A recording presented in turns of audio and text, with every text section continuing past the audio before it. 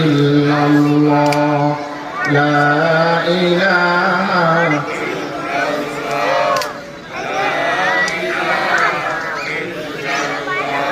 এই কালিমার জন্যে হুসাইন শহীদ হলো কারবালায়।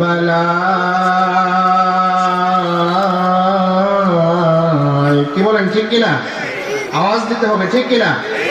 এই কালিমার জন্যে হুসাইন শহীদ হলো কারবালায়।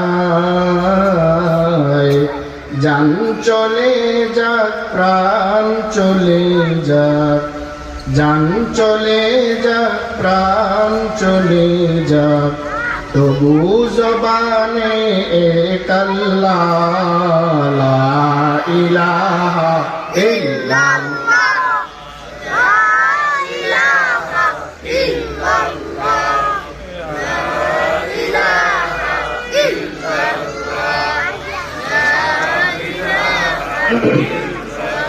لا إله إلا الله محمد رسول الله صلى الله عليه وسلم।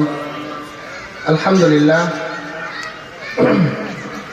জামিয়া দারুল আবরার বরপা কবরস্থান মাদ্রাসা ও মসজিদ রূপগঞ্জ নারায়ণগঞ্জ এর দ্বিতীয় বার্ষিক ওয়াজ মাহফিলের দ্বিতীয় দিনের আমন্ত্রিত ওয়াইজিনে কেরাম, প্রধান অতিথি, সভাপতি, বিশেষ অতিথিবৃন্দ, মুআজ্জাজ মুহতারাম দিগার উলামায়ে কেরাম, আমার সামনে অবস্থানরত বিভিন্ন জায়গা থেকে আগত আমার দিন প্রিয়, ইসলাম প্রিয়, মোহাব্বতের দিনী ভাইয়েরা, পর্দার অন্তরালে শ্রবণরতা সম্মানিতা মা ও বোনেরা, সকলের প্রতি জানাচ্ছি আন্তরিক মোবারকবাদ। আমরা সময়ের সংক্ষিপ্ত পরিসরে ছোট্ট একটা বিষয় আমাকে নির্ধারণ করে দেওয়া হয়েছে, শানে সাহাবা, সাহাবাদের মর্যাদা সম্পর্কে সময়ের সংক্ষিপ্ত পরিসরে আল্লাহর হাবিব সাল্লাল্লাহু আলাইহি ওয়াসাল্লামের সাহাবাদের মর্যাদা সম্পর্কে কিছু কথা বলার চেষ্টা করব। আল্লাহ রাব্বুল ইজ্জত ওয়াল জালাল আমলের নিয়তে কথাগুলো বলার এবং শোনার তৌফিক দান করুন। চিল্লায়ে পড়েন আমিন। যতক্ষণই কথা হোক, যতক্ষণ আমরা এখানে বসবো, একাগ্রতার সাথে, ইখলাসের সাথে, মনোযোগ সহকারে কথাগুলো শুনবো। রাজি আছি তো ইনশাআল্লাহ? আওয়াজ দিতে হবে, বলেন ইনশাআল্লাহ। তো আমরা শুরুতেই আমরা ভূমিকা দিকে না গিয়ে আমরা সরাসরি আলোচনায় প্রবেশ করছি। সাহাবী কাকে বলা হয়? সাহাবী শব্দটা আরবি শব্দ, এর শাব্দিক অর্থ হলো সাথী বা সঙ্গী। পারিভাষিক ভাবে সাহাবী বলা হয় মান লাকিয়ান নবী সাল্লাল্লাহু আলাইহি ওয়াসাল্লাম মুমিনান ওয়া মাতা আলাল ইসলাম। অর্থাৎ সাহাবী বলা হয় যারা মুমিন অবস্থায় আল্লাহর হাবিব সাল্লাল্লাহু আলাইহি ওয়াসাল্লামের সাথে সাক্ষাৎ করেছে, সাক্ষাৎ পেয়েছে এবং ইসলামের উপর ইন্তেকাল করেছে, মৃত্যুবরণ করেছে। কি বলেন, ঠিক কিনা? কারণ এরকম অনেক লোক যারা আল্লাহর হাবিব সাল্লাল্লাহু আলাইহি ওয়াসাল্লামকে দেখেছে কিন্তু ঈমান আনে নাই, তারা সাহাবী হতে পারবে না, তারা সাহাবী হতে পারবে না। আবার এরকম অনেক লোক ছিল যারা ঈমান এনেছে কিন্তু আল্লাহর হাবিব সাল্লাল্লাহু আলাইহি ওয়াসাল্লামের ইন্তেকালের আগেই আবার তারা মুরতাদ হয়ে গিয়েছে, তারাও সাহাবী না, তারাও কি না? সাহাবী না। তাহলে সাহাবী হিসেবে আমরা পরিগণিত করব ওই সমস্ত লোকদেরকে যারা আল্লাহর হাবিব সাল্লাল্লাহু আলাইহি ওয়াসাল্লামকে ঈমানের সাথে দেখেছে এবং ঈমান অবস্থায় ইসলামের উপর যাদের মৃত্যুবরণ হয়েছে। কি বলেন, ঠিক কিনা? আল্লাহ রাব্বুল আলামিন এই সাহাবাদেরকে অনেক মর্যাদায় অধিষ্ঠিত করেছেন। তাদেরকে বলা হয় উম্মতের সর্বশ্রেষ্ঠ সন্তান। তারা হলো উম্মতে মুহাম্মদের সর্বশ্রেষ্ঠ সন্তান, কারণ তারা এমন পরশ পাথরের ছোঁয়া পেয়েছে যে পরশ পাথরের ছোঁয়া পাইলে একদম নির্দিষ্ট মানুষটাও পৃথিবীর সমস্ত মানুষের জন্য আদর্শ হয়ে যায়। সুবহানাল্লাহ করেন।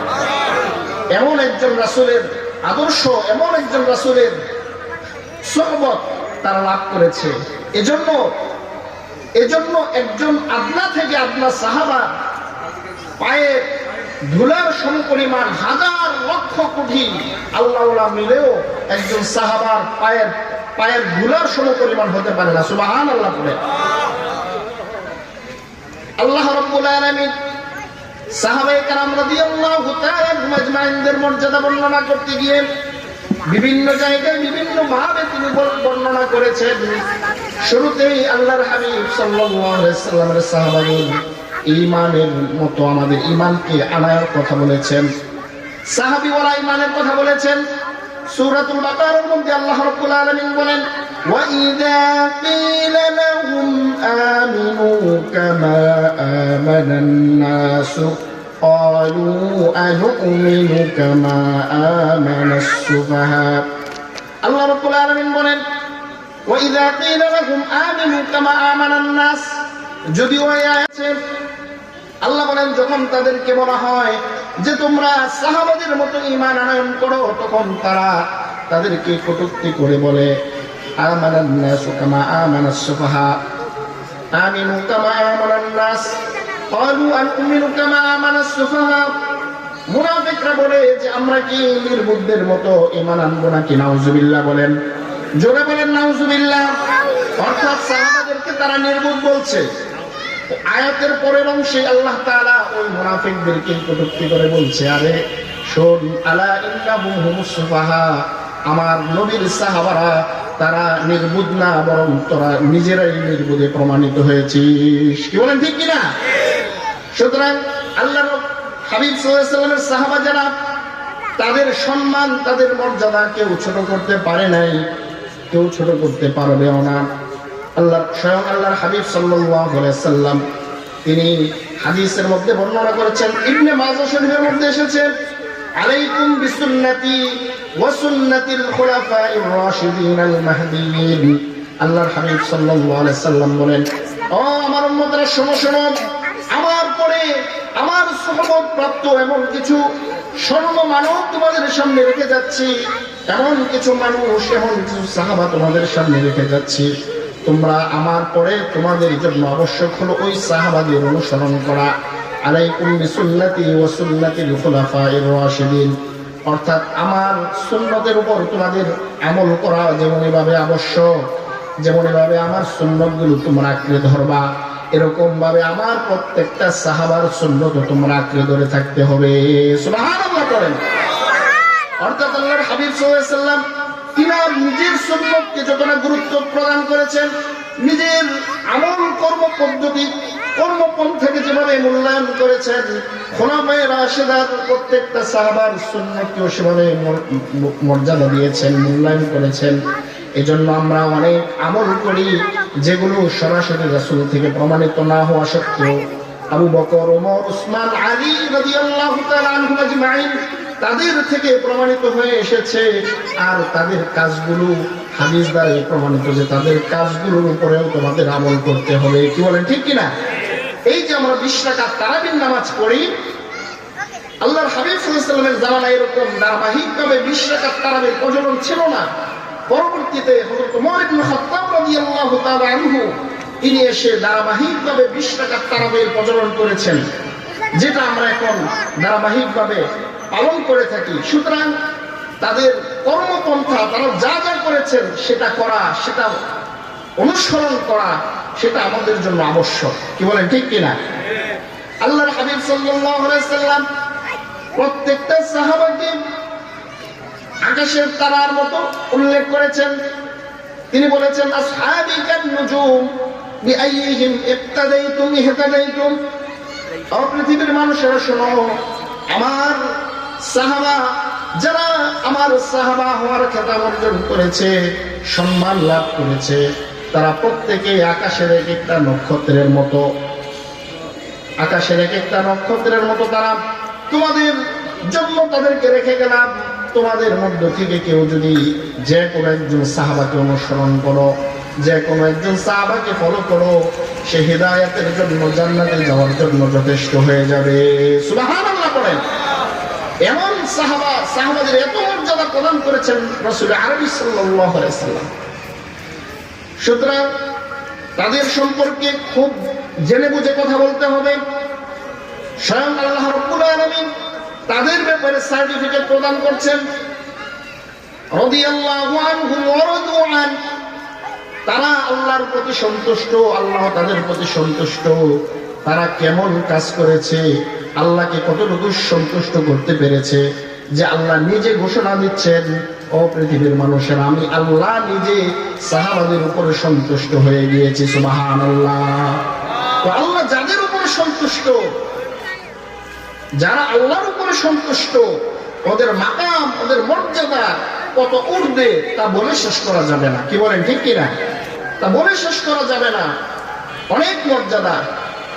অন্য আয়াতের মধ্যে সূরাতুল ফাতহের মধ্যে আল্লাহ রাব্বুল আলামিন বলেন, লাকাদ রাদিয়াল্লাহু আনিল মুমিনিনা ইয ইউবাইউনাকা তাহতাশ শাজারাতি ফাআলিমা মা ফি কুলুবিহিম ফাআনজালাস সাকিনাতা আলাইহিম ওয়া আসাবাহুম ফাতহান করিবা। যে আল্লাহ তাআলা অবশ্যই রাদিয়াল্লাহু আনিল মুমিনিন, মুমিনদের উপরে আল্লাহ তাআলা সন্তুষ্ট হয়ে গিয়েছেন। তারা দুনিয়ায় থাকতেই জান্নাতের সার্টিফিকেট পেয়ে গিয়েছেন। দুনিয়ায় থাকতে প্রত্যেকটা সাহাবা তারা দুনিয়ায় থাকতে আল্লাহ তাআলার সন্তুষ্টি লাভ করে ফেলেছেন এবং তারা জান্নাতের সার্টিফিকেট লাভ করেছেন। এজন্য প্রত্যেকটা সাহাবা আমাদের জন্য আবশ্যক। প্রত্যেকটা সাহাবার জীবন প্রক্রিয়া, জীবন প্রণালী আমাদের জন্য অনুকরণীয়। আল্লাহর হাবিব সাল্লাল্লাহু আলাইহি সাল্লামের কাছে কোন সাহাবা যখন আসতো, এসে যখন জিজ্ঞাসা করতো যে ইয়া রাসূলুল্লাহ, আমরা কিভাবে জীবন গঠন করব, আল্লাহ তাআলা তাদেরকে এমন কিছু ফর্মুলা বলে দিতেন, যেই ফর্মুলা শুধু তাদের জন্য না, পৃথিবীর আগত সমস্ত মুমিনদের জন্য অনুকরণীয়, অনুসরণীয়। এজন্য আল্লাহর হাবিব সাল্লাল্লাহু আলাইহি সাল্লাম হাদিসের মধ্যে বলেন, পৃথিবীর মানুষেরা শোনো, আমার আবু বকর আমার সাথী সঙ্গী, তার আমলের ওজন, তার আমলের পরিমাণ এত বেশি যে তার আমল যদি এক পাল্লায় রাখা হয়, কিয়ামত পর্যন্ত আনেওয়ালা সমস্ত মানুষের আমল যদি আরেক পাল্লায় দেওয়া হয়, তাহলে মনে রেখো আমার আবু বকরের আমলের পাল্লাই ভারী হয়ে যাবে। এত বেশি আমল তারা করেছেন। তারা আমল করেছেন কম, কিন্তু রাসূলের সুহবত করেছেন। তাদের আমলের মধ্যে কোনো ভেজাল ছিল না, নির্ভেজাল আমল ছিল। প্রত্যেকটা সাহাবা রাসূলের জন্য জীবন দেওয়ার জন্য প্রস্তুত ছিল, দ্বীনের জন্য, ইসলামের জন্য প্রস্তুত ছিল। এজন্য তাদেরকে ছোট করে কোনো কথা বলার সুযোগ নেই। আল্লাহর হাবিব সাল্লাল্লাহু আলাইহি সাল্লাম তাদের জীবনকে, তাদেরকে রক্ষা করার জন্য, তাদের জীবনকে, তাদের সম্মানকে রক্ষা করার জন্য আমাদেরকে আদেশ দিয়ে গিয়েছেন।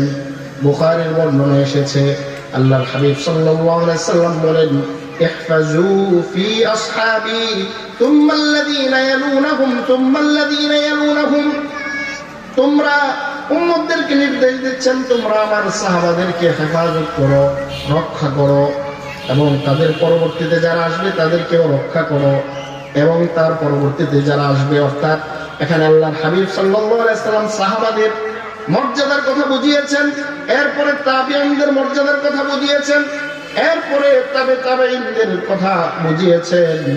অর্থাৎ তোমরা সাহাবাদের, তাদের সম্মান, তাদের ইজ্জত তোমরা রক্ষা করবে, এবং তারপরে তাবেঈনদের ইজ্জত তোমরা রক্ষা করবে, তাবেঈনদের ইজ্জত রক্ষা করবে। এরপরে মিথ্যার আবির্ভাব প্রচলন হয়ে যাবে। তো আল্লাহর হাবিব সাল্লাল্লাহু আলাইহি সাল্লাম তার অনুসরণ যারা করেছে, সাহাবায়ে কেরাম রাদিয়াল্লাহু তাআলা আনহুম আজমাইন, তাদের মর্যাদা এত বেশি যা বর্ণনা করে শেষ করা যাবে না। এজন্য আল্লাহর হাবিব সাল্লাল্লাহু আলাইহি সাল্লাম আরেক বর্ণনায় বলেছেন, লা তাসুব্বু আসহাবি, ও পৃথিবীর মানুষেরা, তোমরা সাহাবাদেরকে গালি দিও না। কারণ হলো তাদের এক হাত সম্পদ, তারা যদি এক হাত সম্পদ, এক মুঠো সম্পদ, মুদ এসেছে, এক মুদ সম্পদ যদি তারা খরচ করে, অথবা তারা যদি এক মুদ মানে 2 হাত, অর্থাৎ 2 হাত সম্পদ যদি তারা খরচ করে, অথবা এক হাত সম্পদ যদি তারা খরচ করে, তাহলে তোমাদের সমগ্র পৃথিবী সমপরিমাণ উহুদ পাহাড় পরিমাণ যদি স্বর্ণ তোমরা আল্লাহর রাস্তায় খরচ করো, তাহলে তাদের এক হাত সমপরিমাণ দানের সমপরিমাণ সওয়াব তোমরা লাভ করতে পারবে না। সুবহানাল্লাহ। তারা এক হাতে যা খরচ করলো, এক হাতে যা খরচ করলো আল্লাহর পথে, আমরা যদি উহুদ পাহাড় পরিমাণ যদি স্বর্ণ আল্লাহর রাস্তায় খরচ করি, তাও তাদের এক হাত সমপরিমাণ সম্পদের খরচের মতো হবে না। তারা এত বেশি স্যাক্রিফাইস করেছে ইসলামের জন্য। আল্লাহর হাবিব সাল্লাল্লাহু আলাইহি সাল্লাম যুদ্ধের জন্য বের হবেন, তার আগেই তাদেরকে ডাক দিলেন যে আমরা খন্দকের যুদ্ধে বের হব। খন্দকের যুদ্ধের জন্য তোমরা যে যা পারো তোমরা আমার কাছে নিয়ে আসো। আল্লাহর হাবিব সাল্লাল্লাহু আলাইহি সাল্লাম বলার পরে এবার সাহাবায়ে কেরাম রাদিয়াল্লাহু তাআলা আনহুম আজমাইন তারা যে যা পারছে নিয়ে আসছে। আবু বকর সিদ্দিক রাদিয়াল্লাহু তাআলা আনহু, ওমর ইবনে খাত্তাব রাদিয়াল্লাহু তাআলা আনহু, হযরত উসমান ইবনে আফফান রাদিয়াল্লাহু তাআলা আনহু, তাদের মধ্যে উসমান রাদিয়াল্লাহু তাআলা আনহু ছিলেন ধনী, তিনি তিনার সম্পদের অর্ধেক নিয়ে এসেছেন। ওমর রাদিয়াল্লাহু তাআলা আনহু চিন্তা করলেন যে আজকে আমি আবু বকরকে হারিয়ে দিব, আমি আবু বকরের চেয়ে বেশি সম্পদ আল্লাহর হাবিব সাল্লাল্লাহু আলাইহি সাল্লামের কাছে নিয়ে যাব। সবাই যার যার মতো নিয়ে আসলেন। আল্লাহর হাবিব সাল্লাল্লাহু আলাইহি সাল্লাম তিনি আবু বকরের হাতের দিকে তাকিয়ে রইলেন যে কখন আবু বকর আসবে। যখন আবু বকর আসলেন, তিনি একটা পোটলা হাতে নিয়ে এসে আল্লাহর হাবিব সাল্লাল্লাহু আলাইহি সাল্লামের সামনে রাখলেন। এবার আল্লাহর হাবিব সাল্লাল্লাহু আলাইহি সাল্লাম সবার কাছ থেকে জানলেন কে কি পরিমাণ সম্পদ জমা দিয়েছে যুদ্ধের জন্য। অতঃপর সর্বশেষ আবু বকরকে জিজ্ঞাসা করলো, ও আবু বকর, তুমি তোমার ঘরের মধ্যে কি কি রেখে আসছো এবং কি কি নিয়ে এসেছো, তুমি বর্ণনা করো। আবু বকর সিদ্দিক রাদিয়াল্লাহু তাআলা আনহু বললেন, ইয়া রাসূলুল্লাহ, ইয়া হাবিবাল্লাহ, হুজুর, আমি আমার ঘরের মধ্যে আল্লাহ এবং তার রাসূলকে রেখে এসেছি। সুবহানাল্লাহ। আমি আল্লাহ এবং রাসূলকে রেখে এসেছি, আর বাকি যা কিছু ছিল আমি সবকিছু নিয়ে এসেছি। আল্লাহর হাবিব সাল্লাল্লাহু আলাইহি সাল্লাম ভরা মজলিসে তিনি সার্টিফিকেট দিয়ে দিলেন যে তোমাদের সবার দানের চাইতে, সহযোগিতার চাইতে আমি আমার আবু বকরের সহযোগিতা দান হলো সবচেয়ে বড় দান। সুবহানাল্লাহ। এই জন্যই আল্লাহর হাবিব সাল্লাল্লাহু আলাইহি সাল্লাম বলেছেন যে তোমরা যদি উহুদ পাহাড় সমপরিমাণ সম্পদ আল্লাহর রাস্তায় খরচ করো, ব্যয় করো, তাও আমার সাহাবাদের এক হাতের দানের সমপরিমাণও তোমরা ব্যয় করতে পারবে না। সাহাবায়ে কেরাম রাদিয়াল্লাহু তাআলা আনহুম আজমাইন তারা উম্মতের জন্য সম্পদ ছিল, সম্পদ। এজন্য হাদিসের মধ্যে এসেছে, আমানাতুল লিউম্মতি, আমার উম্মতের জন্য আমানত হলো, রক্ষা কবচ হলো, রক্ষার ধার হলো আমার সাহাবারা। যতদিন সাহাবারা পৃথিবীতে থাকবে ততদিন আল্লাহ তাআলা বিপদ আপদ সব পৃথিবীতে দিবেন না। যখন সাহাবা একে একে পৃথিবী থেকে চলে যাবে, এরপর থেকে দুনিয়াতে বালা মুসিবত, বিভিন্ন ভূমিকম্প, বিভিন্ন রকম ঝড়ঝাপটা আসতেই থাকবে। বাস্তবে তাই হয়েছে। যতদিন আল্লাহর হাবিব সাল্লাল্লাহু আলাইহি সাল্লাম এর সাহাবারা যতদিন পৃথিবীতে ছিল, পৃথিবী শান্ত ছিল, পৃথিবীর বড় কোনো মহামারী, বড় কোনো ভূমিকম্প আসে নাই, ভূমিধস আসে নাই। কিন্তু যখন তিনার সাহাবারা একে একে পৃথিবী থেকে চলে গেছে, বিভিন্ন রকম ফিতনা আমাদেরকে এমন ভাবে ঘিরে ধরেছে যে হকের উপরে থাকা, হকের উপরে চলা আমাদের জন্য কষ্টকর হয়ে গিয়েছে। কি বলেন, ঠিক কিনা? এই যে এখনই তো এমন একটা সময় আমাদের সন্ন্যস্ত বিভিন্ন দল, বিভিন্ন শাখা উপশাখা দলে বিভক্ত হয়ে গিয়েছি।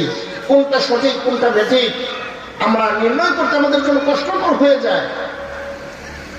এমন একদল আমরা পাই যারা সাহাবাদের নিয়ে কটূক্তি করে, সাহাবাদের নিয়ে সমালোচনা করে, অথচ সাহাবায়ে কেরাম রাদিয়াল্লাহু তাআলা আজমাইন তারা সমালোচনার ঊর্ধ্বে, তাদেরকে নিয়ে সমালোচনা করার কোনো সুযোগ নাই। তাদের সমালোচনা করার দরজা বন্ধ স্বয়ং রাসূল আরবি সাল্লাল্লাহু আলাইহি ওয়াসাল্লাম করে গেছেন। সুতরাং কেউ যদি তাদের নিয়ে সমালোচনা করে, তাদেরকে যদি কটূক্তি করে, তাহলে তাদের ঈমান সাথে সাথে চলে যাবে, এতে কোনো সন্দেহ আছে? বলেন, সন্দেহ আছে? আওয়াজ দিয়ে বলতে হবে, কোনো সন্দেহ আসেনি যে এটা মানবে না, তারও ঈমান চলে যাবে। এজন্য যারা আল্লাহর হাবিব সাল্লাল্লাহু আলাইহি সাল্লামের সাহাবাদের নিয়ে কটূক্তি করবে, তাদের মজলিসে আমরা বসবো না। আমরা বসবো, আওয়াজ দিতে হবে, আমরা বসবো এবং তাদের সাথে সম্পর্ক ছিন্ন করব। কারণ তাদের হাত ধরে আমরা ঈমান পেয়েছি, ইসলাম পেয়েছি। আবার একজন লোক আমরা দেখতে পাই যারা কোরআন হাদিস মানে কিন্তু সাহাবাদের আদর্শ মানে না। আছে না নাই? আওয়াজ দিতে হবে, আছে না নাই? আমি তাদেরকে বলবো যে তোমরা যে ইসলাম পেয়েছো, ঈমান পেয়েছো, যদি সাহাবাদের জিন্দেগি না মানো তাহলে স্বয়ং রাসূল সাল্লাল্লাহু আলাইহি ওয়াসাল্লাম থেকে তোমরা ঈমান পাইতে না। কি বলেন, ঠিক কিনা? রাসূল সাল্লাল্লাহু আলাইহি ওয়াসাল্লাম থেকে, সাহাবা ছাড়া রাসূল থেকে সরাসরি ঈমান পাওয়ার কোনো সুযোগ আছে? বলেন, সুযোগ আছে? যারা বলে সাহাবা মানি না বা তাদেরকে আদালতের মাপকাঠি মানি না, তাদেরকে বলবো যে যেখানে আল্লাহর হাবিব সাল্লাল্লাহু আলাইহি ওয়াসাল্লাম স্বয়ং তাদেরকে আদালতের সার্টিফিকেট দিয়েছেন, তিনি বলেছেন আস-সাহাবাতু কুল্লুহুম উদুল, আমার প্রত্যেকটা সাহাবা তারা ন্যায়পরায়ণ, তাদের নিয়ে মন্তব্য করা যাবে না, মন্তব্য করার কোনো সুযোগ নাই। সুতরাং যেখানে রাসূল সাল্লাল্লাহু আলাইহি ওয়াসাল্লাম এই কথা বলেছেন সেখানে আমি নিজে যদি কলম ধরি তাহলে বোঝা যাবে আমি রাসূলের বিরুদ্ধাচরণ করলাম। কি বলেন, ঠিক কিনা? আওয়াজ দিতে হবে, কি বলেন, ঠিক কিনা? সুতরাং তাদের চরিত্রের উপরে কালিমা লেপন করা যাবে না। কেউ যদি তাদের চরিত্রের উপর কালিমা লেপন করতে যায় তাহলে তার বিরুদ্ধাচরণ করা, তার সাথে যুদ্ধে লিপ্ত হওয়া আমাদের জন্য আবশ্যক। কি বলেন, ঠিক কিনা? তাদের সাথে আমাদের অনেক বোঝাপড়া বাকি আছে। কারণ আল্লাহর হাবিব সাল্লাল্লাহু আলাইহি ওয়াসাল্লাম বুখারীর বর্ণনায় বলেছেন ইহফাজু ফি আসহাবি, তোমরা আমার সাহাবাদেরকে তোমরা রক্ষা করো। সুতরাং প্রত্যেকটা সাহাবা আমাদের কাছে তারা আদালত এবং ন্যায়পরায়ণতার সর্বোচ্চ শিখরে আসেন। কারণ তাদের মৃত্যুর পূর্বেই আল্লাহ তাআলা তাদের জিন্দেগিতে সব গুনাহ মাফ করে তাদেরকে নিষ্পাপ মাসুম বানায়া তারপরে তাদের জান্নাতের সার্টিফিকেট তাদের হাতে দিয়ে তারপরে তাদেরকে কবরে দিয়েছেন। সুবহানাল্লাহ করেন। এজন্য সাহাবারা মারা গেছে তো তারা জান্নাতে প্রবেশ করে ফেলেছে। সুবহানাল্লাহ করেন। সুতরাং তাদের ব্যাপারে কথা বলার আগে খুব বুঝে শুনে কথা বলতে হবে। আপনার কথা বলার দ্বারা যদি তাদের সম্মান হানি হয়, চরিত্রের উপর কোনো আঘাত আসে, তাহলে আমরা ঈমানদার হিসাবে, রাসূলের আদর্শ সৈনিক হিসাবে, আলেম হিসেবে আমরা বসে থাকতে পারি না। যে সাহাবাদের বিরুদ্ধাচরণ করবে আমরাও তার বিরুদ্ধাচরণ করব কিনা? করব কিনা? আল্লাহ তাআলা আমাদেরকে সাহাবীওয়ালা ঈমান দান করুক, সাহাবীওয়ালা জিন্দেগি আমাদেরকে দান করুক। আমিন কোন? জোরে বলেন আমিন। তাদের মতো ঈমান যদি আমরা নিয়ে আসতে পারি তাহলে আমাদের মৃত্যুর পর সাথে সাথে জান্নাতের সার্টিফিকেট অর্জন হয়ে যাবে। সাহাবায়ে কেরাম রাদিয়াল্লাহু তাআলা আজমাইন, তাদের ঈমানের নমুনা, তাদের আমলের নমুনা অনেক আলোচনা, আমি সেদিকে যাচ্ছি না। কিন্তু এক একটা সাহাবার আলোচনা, জিন্দেগি আলোচনা করতে গেলে কয়েক ঘন্টার প্রয়োজন। প্রত্যেকটা সাহাবা রাসূল সাল্লাল্লাহু আলাইহি ওয়াসাল্লামের কাছে তাদের জীবনের অনেক, তাদের ইসলাম গ্রহণের পূর্বেকার জীবনে অনেক অন্যায় করেছে, অনেক অন্যায় ছিল, অপরাধ ছিল। কিন্তু যখন তার কালিমা পড়েছে লা ইলাহা ইল্লাল্লাহ মুহাম্মাদুর রাসূলুল্লাহ সাল্লাল্লাহু আলাইহি ওয়াসাল্লাম, এই কালিমা পড়ার সাথে সাথে তাদের অতীত জীবনের সব গুনাহ আল্লাহ ধুয়ে মুছে সাফ করে দিয়েছেন। সুবহানাল্লাহ। সুতরাং এরপরে মানবীয় গুণ থেকে তাদের ভিতরে যদিও কোনো অন্যায় অপরাধ যদিও হয়ে গিয়েছে, তারপরেও মৃত্যুর আগেই আল্লাহ তাআলা কোনো না কোনো ভাবে তাকে ক্ষমা করে দিয়েছে, তাকে মাফ করে দিয়েছে। আল্লাহর হাবিব সাল্লাল্লাহু আলাইহি ওয়াসাল্লামের একজন সাহাবা, তিনি এসে আল্লাহর হাবিব সাল্লাল্লাহু আলাইহি ওয়াসাল্লামের কাছে বললেন, ইয়া রাসূলুল্লাহ, ইয়া হাবিবাল্লাহ, হুজুর আমি জিনা করে ফেলেছি। জানাইতু। আল্লাহর হাবিব সাল্লাল্লাহু আলাইহি ওয়াসাল্লামের কথা শুনে তিনি মুখ ফিরিয়ে নিলেন আরেক দিকে, তিনি অপর পাশ দিয়ে গেলেন, গিয়ে বললেন, ইয়া রাসূলুল্লাহ, ইয়া হাবিবাল্লাহ, হুজুর আমার দ্বারা অন্যায় হয়ে গিয়েছে, অপরাধ হয়ে গিয়েছে, আমি জিনা করে ফেলেছি। আল্লাহর হাবিব সাল্লাল্লাহু আলাইহি ওয়াসাল্লাম আবার মুখ ঘুরিয়ে নিলেন। তিনি এরকম কয়েকবার করার পরে তিনি বলছেন, তুমি কি পাগল হয়ে গিয়েছো কিনা? না না, তোমার দ্বারা কোনো গুনাহ হয় নাই, হয়তো তুমি তাকে দেখে ফেলেছো, এটা কোনো অন্যায় না। সাহাবী বললেন, ইয়া রাসূলুল্লাহ, না না, আমি তার সাথে জিনা করেছি। এভাবে কয়েকবার বলার পরে আল্লাহর হাবিব সাল্লাল্লাহু আলাইহি ওয়াসাল্লাম তালাশ করার জন্য অনুসন্ধান টিম গঠন করলেন। কয়েকজন সাহাবাকে পাঠাইলেন, যাও যাও দেখো তার মাথা ঠিক আছে কিনা। কারণ জিনা করার শাস্তি হলো আয-যানি ওয়াজ-যানিয়াতু ফাজলিদু কুল্লা ওয়াহিদিন মিনহুমা মিআতা জালদা। কেউ যদি বিবাহিত পুরুষ এবং নারী যদি জিনা করে, তাহলে তাদের শাস্তি, অবিবাহিত হলে তাদের জন্য শাস্তি হলো 100 বেত্রাঘাত। কয়শো বেত্রাঘাত? আওয়াজ দিতে হবে, কয়শো বেত্রাঘাত? 100 বেত্রাঘাত। আর যদি বিবাহিত নারী পুরুষ জিনায় লিপ্ত হয়, তাহলে তাদের শাস্তি হলো কোমর পর্যন্ত তাদেরকে মাটির মধ্যে পুঁতে তাদেরকে কঙ্কর নিক্ষেপ করে হত্যা করা। এটা ইসলামের বিধান। যদি এই বিধান কোনো দেশে কোনো সমাজে বাস্তবায়ন হয়, ওই দেশে বা ওই সমাজে কোনো দর্শন থাকবে কিনা? আওয়াজ দিতে হবে, কোনো দর্শন থাকবে কিনা? কোনো দর্শন থাকতে পারে না। হয়তো আপনার প্রকৃতপক্ষে একটা বিধান মানতে যে আপনার জন্য কষ্ট হতে পারে, অমানবীয় মনে হতে পারে, কিন্তু যদি এরকম একটা বিধান আপনি জাতীয়ভাবে এটা বাইতুল মুকাররমের মসজিদের সামনে যদি বাস্তবায়ন করেন, তাহলে একটা জিনাকারীর শাস্তি দেখে আরো শত হাজার হাজার জিনাকারী দর্শনকারী তারা ঠিক হয়ে যাবে। কি বলেন, ঠিক কিনা? এটাই কোরআনের বিধান, কোরআনের আশ্চর্যতা, এটাই কোরআনের বিশালতা। তো বলতেছিলাম, আল্লাহর হাবিব সাল্লাল্লাহু আলাইহি ওয়াসাল্লামের ওই সাহাবা যখন এভাবে বারংবার বলছেন, তখন আল্লাহর হাবিব সাল্লাল্লাহু আলাইহি ওয়াসাল্লাম টিম গঠন করলেন, যাও খবর নিয়ে দেখো তার মাথা ঠিক আছে কিনা। কারণ সে হয়তো বুঝতে পারছে না, হয়তো মাথায় যা আসছে তাই বলছে। তখন ওই সাহাবারা এসে বলল, ইয়া রাসূলুল্লাহ, সে যা বলেছে ঠিক বলেছে। এবার যেই নারীর সাথে অপকর্ম করেছে ওই নারীকেও ডাকানো হলো। ওই নারী ছিল অন্তঃসত্ত্বা। তখন আল্লাহর হাবিব সাল্লাল্লাহু আলাইহি সাল্লাম তাকে বললেন, ওই নারী ছোট দুগ্ধপোষ্য শিশু ছিল। আল্লাহর হাবিব সাল্লাল্লাহু আলাইহি সাল্লাম বললেন, তাকে 2 বছর পর্যন্ত লালন পালন, অর্থাৎ সে নিজে নিজে আহার করতে পারে, তবে সময় তোমাকে ছাড় দেওয়া হলো। তখন সে তাড়াতাড়ি অন্য খাবারে অভ্যস্ত করানোর পর এবার আল্লাহর হাবিব সাল্লাল্লাহু আলাইহি সাল্লাম ওই সাহাবা এবং ওই নারীকে একত্রে তাদের উপর রজম কায়েম করলেন, হদ কায়েম করলেন। হদ কায়েম করার পরে এবার ওখানে কয়েকজন সাহাবা কানাঘুষা করতে লাগলো। আল্লাহর হাবিব সাল্লাল্লাহু আলাইহি সাল্লাম এটা দেখে ফেললেন। তিনি দেখে সবাইকে লক্ষ্য করে বললেন, ও আমার সাহাবারা শোনো, আমার এই সাহাবা যে কিনা নিজের অপরাধ স্বীকার করে দুনিয়ার জমিনে যে রজমে শিকার হয়েছে, নিহত হয়েছে, সে হয়তো বাস্তবিক পক্ষে তোমাদের কাছে অন্যায় মনে হতে পারে, তোমাদের কাছে কষ্টকর মনে হতে পারে, হাস্যকর মনে হতে পারে, কিন্তু বাস্তবতা হলো এই যে সাহাবা যেভাবে তওবা করেছে, এই তওবাটাকে যদি আমি সারা মদিনা, সারা পৃথিবীর মানুষের মধ্যে ভাগ করে দেই, সারা মদিনার মধ্যে যদি এই তওবাটা ভাগ করে দেই, তাহলে এই তওবার বদৌলতে সারা মদিনার সমস্ত মানুষ নিষ্পাপ মাসুম হয়ে যাবে। সুবহানাল্লাহ, জোরে বলেন সুবহানাল্লাহ। অর্থাৎ তার তওবা ছিল, তার আল্লাহ তাআলার দরবারে তার নতি স্বীকার করাটা এমন পর্যায়ে পৌঁছে গিয়েছে যে তার এই যে নিজে নিজে সে অপরাধ স্বীকার করে আল্লাহর কাছে তওবা করে নেয়া, এটা আমাদের পক্ষে সম্ভব না। আল্লাহর হাবিব সাল্লাল্লাহু আলাইহি ওয়াসাল্লাম চেয়েছিলেন যে সে যেহেতু অন্যায় করেছে, এই অন্যায়টা গোপনে করেছে, সে গোপনে আল্লাহর কাছে ক্ষমা চেয়ে নিবে, মাফ হয়ে যাবে। কিন্তু তিনি চাইলেন যে না, আমি অন্যায় করেছি, এটা আমি দুনিয়ায় থাকতেই এটা আমি মাফ করে তারপরেই কবরে যাব। এই ছিল সাহাবীদের জিন্দেগি, এই ছিল তাদের তওবার হালত, এই ছিল তাদের গুনাহ থেকে প্রত্যাবর্তনের হালত।